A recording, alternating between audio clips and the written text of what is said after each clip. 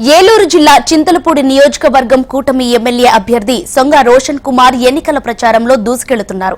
సుప్రీంపేట నిర్వహించిన ఎన్నికల ప్రచారానికి టీడీపీ కార్యకర్తలు భారీగా తరలివచ్చారు. దీంతో సుప్రీంపేట జనసంద్రమై దారులన్నీ పసుపుమయమయ్యాయి. రోషన్ కుమార్ తో పాటు ఆయన సతీమణి సొంగ విజయ, ఇతర కుటుంబ సభ్యులు కూడా ఈ ప్రచారంలో పాల్గొన్నారు. టీడీపీ కార్యకర్తలు, అభిమానులు, మహిళలు రోషన్ కుమార్ దంపతులకు భారీ గజమాలతో స్వాగతం పలికారు.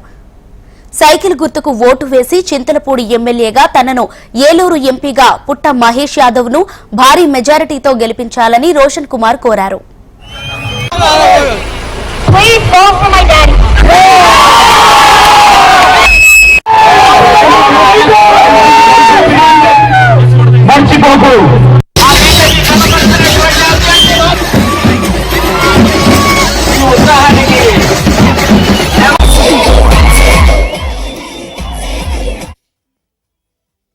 నేను అమెరికాకి వెళ్ళి ఉద్యోగం చేసుకుంటే సంవత్సరానికి $300,000 సంపాదించుకోవచ్చు.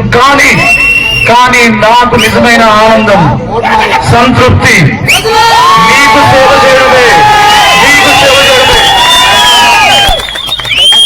రేపు మే 11న మీరందరూ కూడా 7:30కే మీ యొక్క పోలింగ్ బూత్లకు వెళ్ళండి.